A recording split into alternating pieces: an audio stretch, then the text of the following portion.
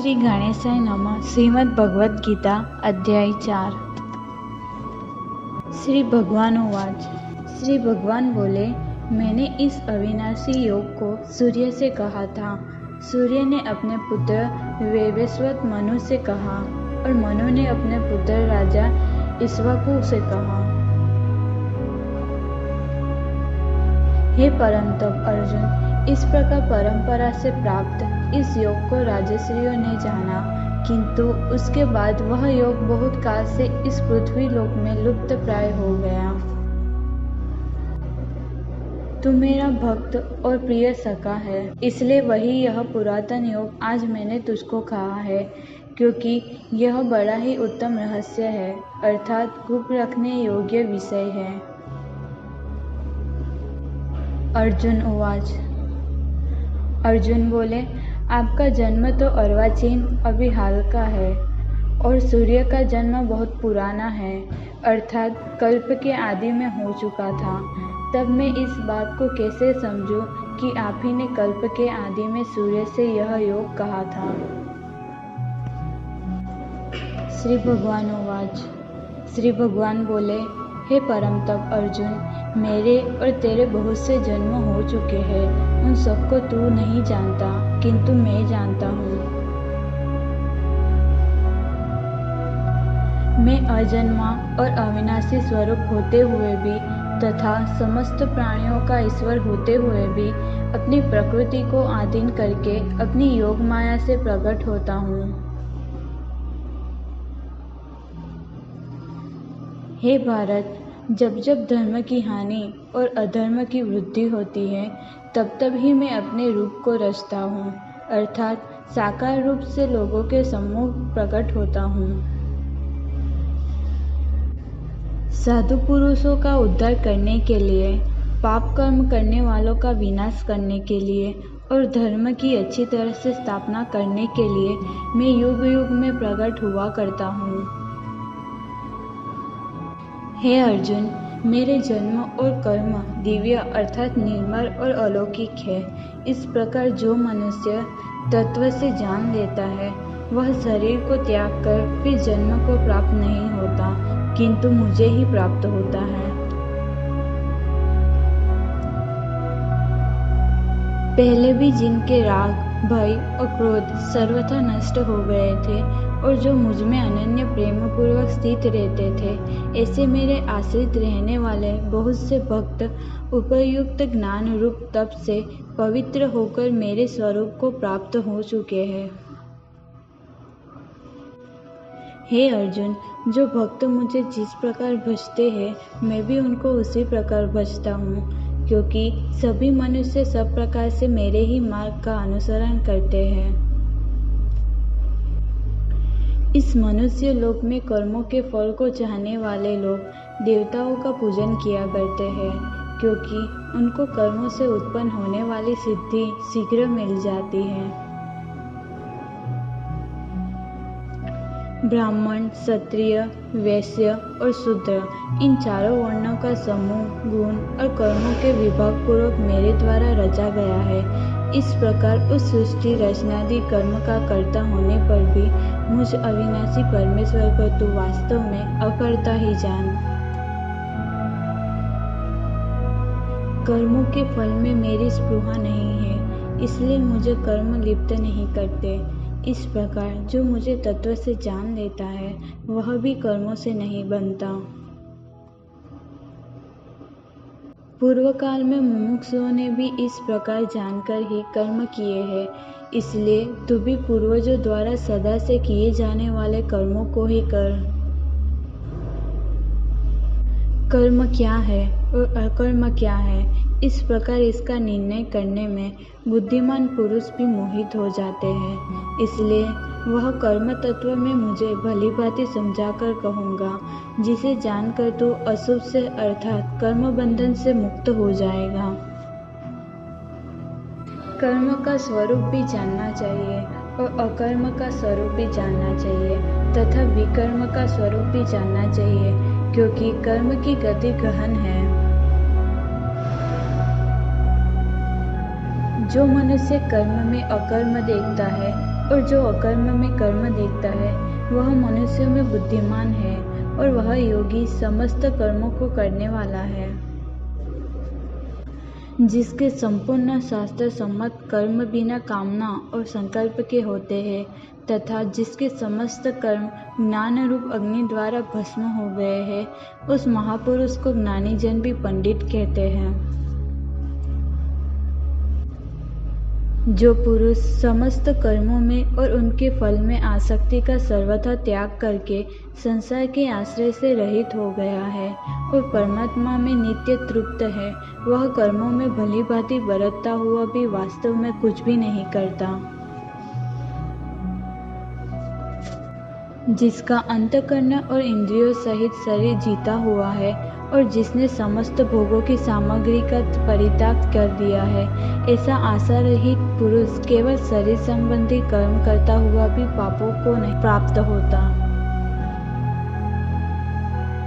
जो बिना इच्छा के अपने आप प्राप्त हुए पदार्थ में सदा संतुष्ट रहता है, जिसमें ईर्ष्या का सर्वथा अभाव हो गया है, जो हर्ष शोक आदि द्वंद्व से सर्वथा अतीत हो गया है, ऐसा सिद्ध और असिद्धि में सम रहने वाला कर्मयोगी कर्म करता हुआ भी उनसे नहीं बनता।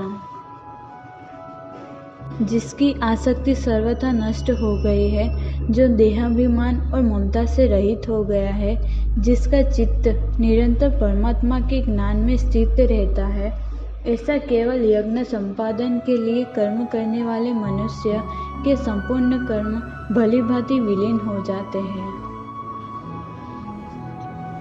जिस यज्ञ में अर्पण अर्थात श्रुवा आदि भी ब्रह्म है और हवन किए जाने योग्य द्रव्य भी ब्रह्म है, तथा ब्रह्मरूप कर्ता द्वारा ब्रह्मरूप अग्नि में आहुति देना रूप क्रिया भी ब्रह्म है, उस ब्रह्म कर्म में स्थित रहने वाले योगी द्वारा प्राप्त किए जाने योग्य फल भी ब्रह्म ही है।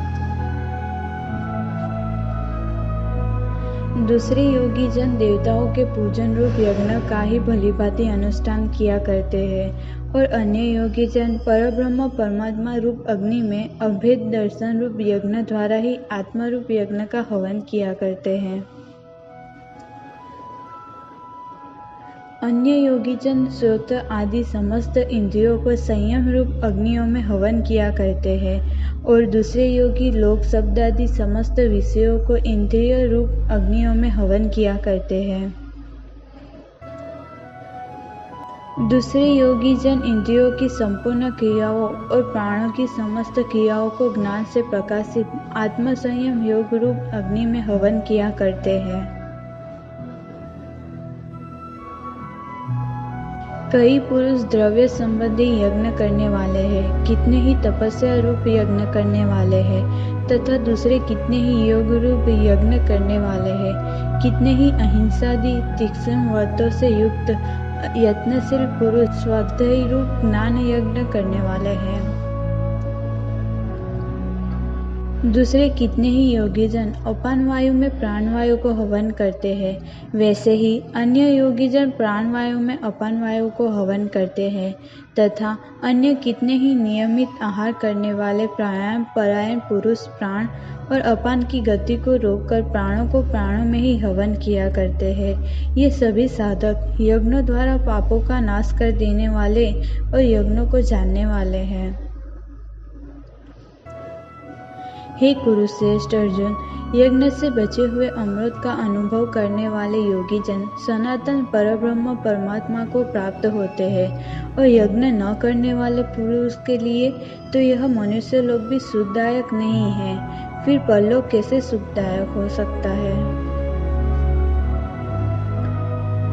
इसी प्रकार और भी बहुत तरह के यज्ञ वेद की वाणी में विस्तार से कहे गए हैं। उन सबको तू मन, इंद्रियों और शरीर की क्रिया द्वारा संपन्न होने वाले जान। इस प्रकार तत्व से जानकर उनके अनुष्ठान द्वारा तो कर्म बंधन से सर्वथा मुक्त हो जाएगा।